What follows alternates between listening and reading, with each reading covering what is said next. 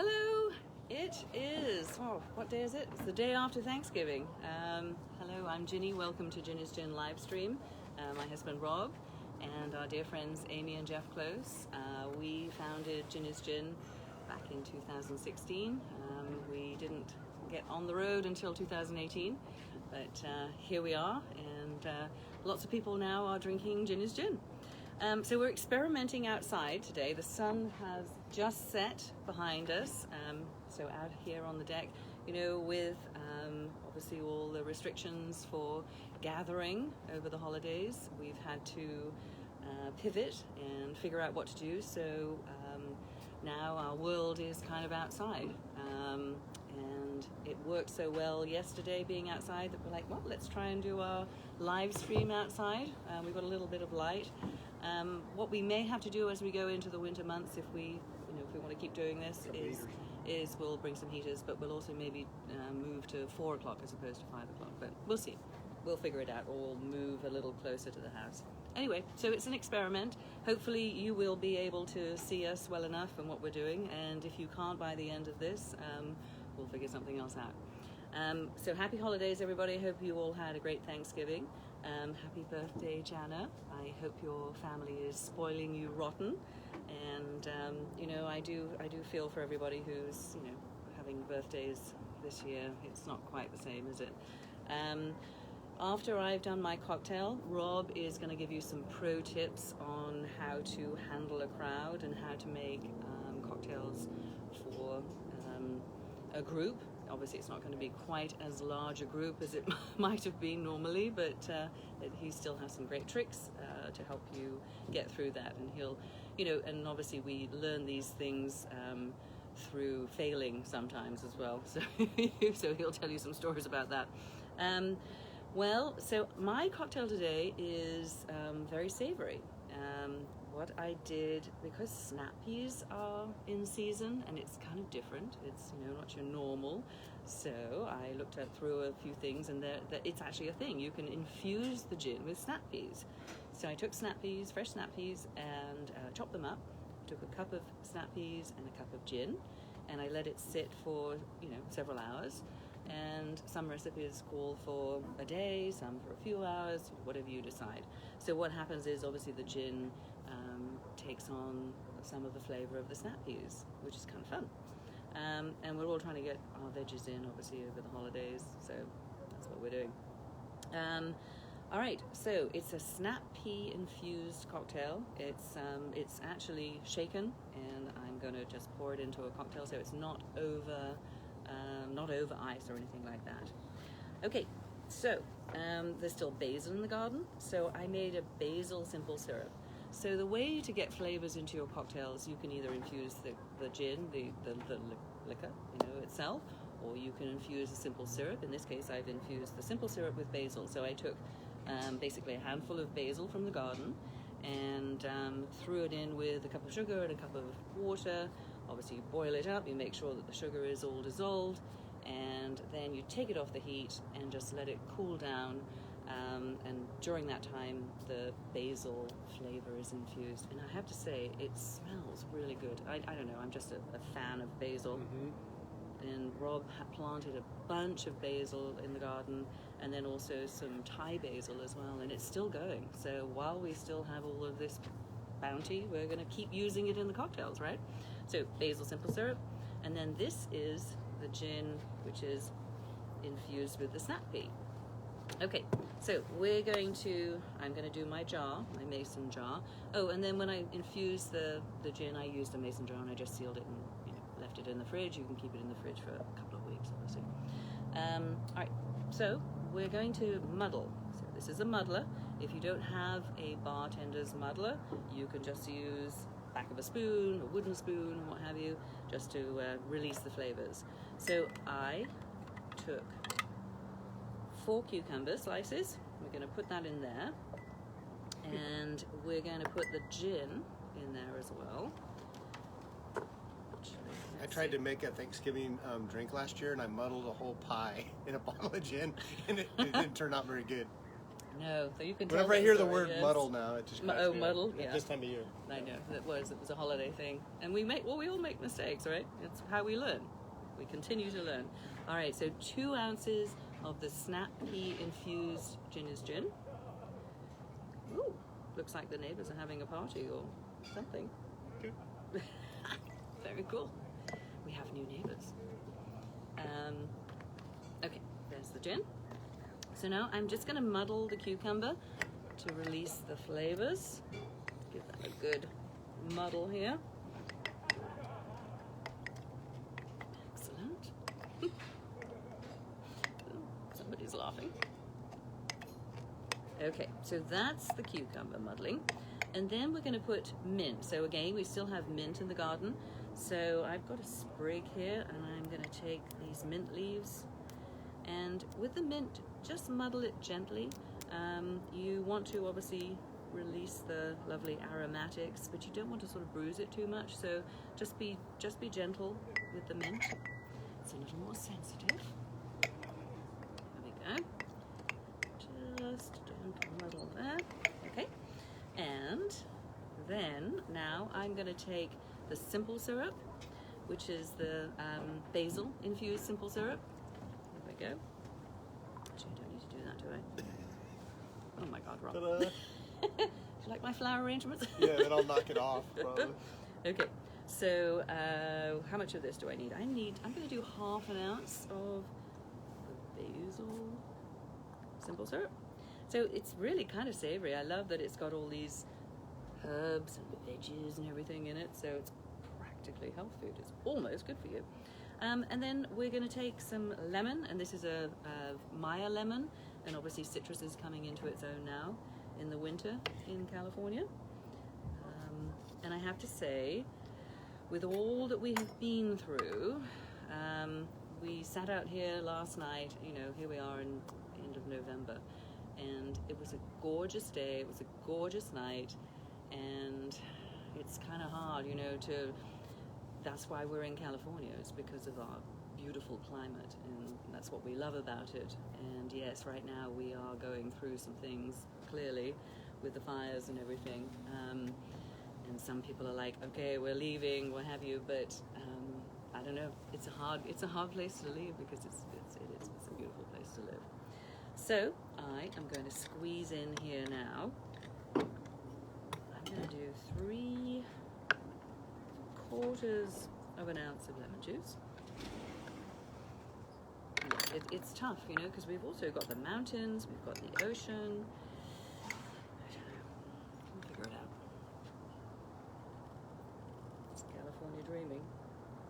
So there's my 3/4 of an ounce. Let's make sure that that's enough. Yep, perfect. That was a nice juicy Maya lemon. Okay.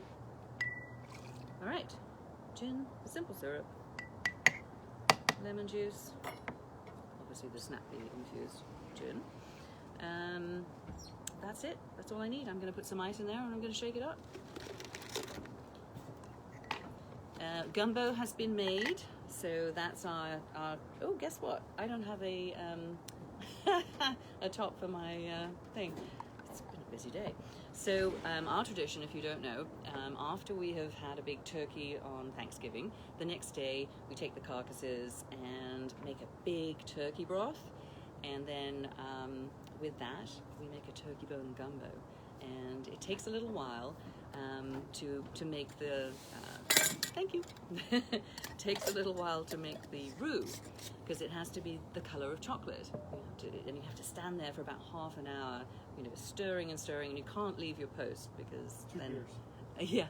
So the way that I reward myself is I drink Pinot Noir and I eat chocolate, because it has to be the color of chocolate. So I have to have a chocolate bar next to it so that I can make sure it's the right color, right? So that's what I did today. So chocolate and Pinot Noir for breakfast. Woohoo! Gravel pit Pinot Noir at that. So shaking it up. Nice and cold. There we go. I wonder what you guys do. What are your traditions for Thanksgiving? I'm sure everybody does their own thing, right? But hey, let us know what you do. What is your special thing that you do for Thanksgiving? Okay, so I'm going to double strain this because obviously I've got, you know, cucumber and mint and all that fun stuff in there. There we go. Give it another little shake. Can you still see me? It's getting a little dark. Okay, we got the light on. You know, we jerry rig all this stuff, right? So Rob did a great job. We got a step ladder, and then we've got like a painting light. But it works. We make it work, right? So, yeah, awesome. Okay, pretty color. So snap peas, basil, and mint.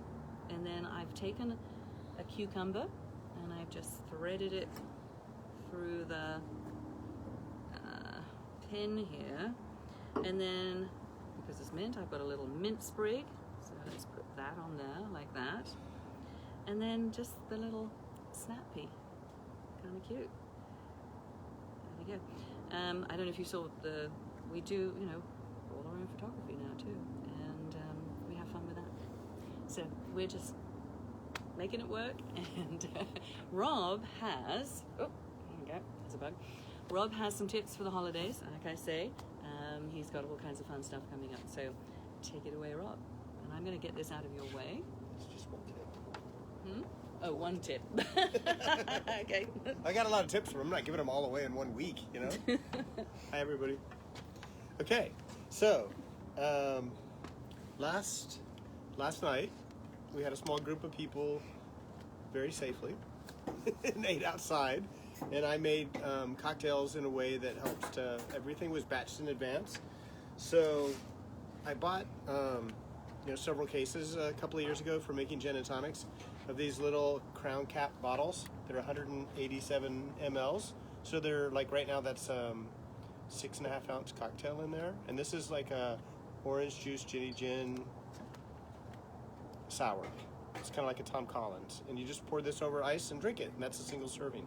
It has 3 ounces of gin. And then I also bottled, same little bottles, and I rum and Coke. I took our favorite rum and, you know, put 3 ounces, and then the other 3.5 ounces were Coca-Cola. And you can do this, you can, you know, get a bottle of Coke, a liter of Coke, and make, you know, 15 of these, and then now they're all ready, and you don't have to sit and be bartending and measuring. Everything's already pre-done. And you put these in a beautiful, you know, big, nice ice bucket like this. And I'm going to make one really quick right now just to kind of show you how simple it is.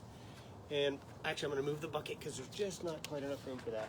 But one of the other drinks I did was I made some of the cold brew coffee and Ginny's gin with a little simple syrup, the one that I made last week. And I bottled some of those.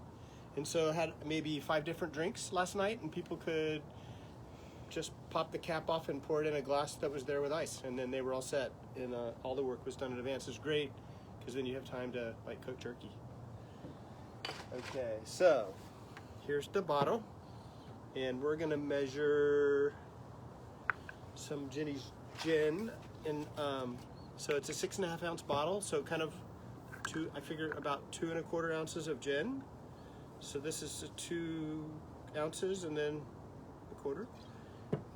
And then just take my funnel and slide the gin into the bottle. And then we'll take some, where's my Schweppes? Hello. And the idea is to, you know, go a little bit slow so that you don't lose. And so I put this in the ice chest for an hour and a half to make sure it's really cold. That way it'll retain more of its carbonation when it's open. And then just kind of go really slow so that you don't get all the gas out.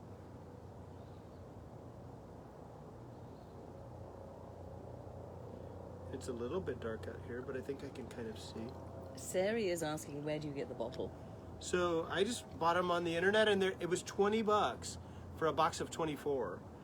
And then if you go to Beverage Works, you can buy the little caps.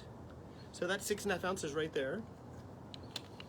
And then the little by at the Beverage Works. So you can get a bag of these, and they're like pennies a piece. Beverage Works in maybe it was $10 or $15 or $20 for the crown capper, and it has a little magnet. And you put I like to put the cap on the bottle, and then so you can do, and that's capped now, and the carbonation is locked in, and now you can throw it. And what I do is I take a black marker and I write on the tops like a little code what it is, like RC, like rum and coke, or GT, gin and tonic, or I usually do GGT because it's Ginny's gin and tonic. And so that's the trick. And I'll show you how easy it is when people come over and they can help themselves, and maybe you make a little sanitation station there if you have to. But you take your glass, and this is a 12-ounce Tom Collins glass, so it's a big one. So if you fill it up like that with ice, and then, of course, I don't have a bottle opener with me. I'll get it. Ginny will help me. So this is the, it's kind of like some acidulated orange juice and simple syrup and club soda. So it's slightly carbonated already, like it had like 1 3/4 ounces of club soda at the bottom. And then I poured the drink in, and then I capped it. And now those are good for, like, I don't know, a week anyway. And some of them, like the gin and tonics, could last quite a bit longer, and then you could just squeeze your lime in after. So...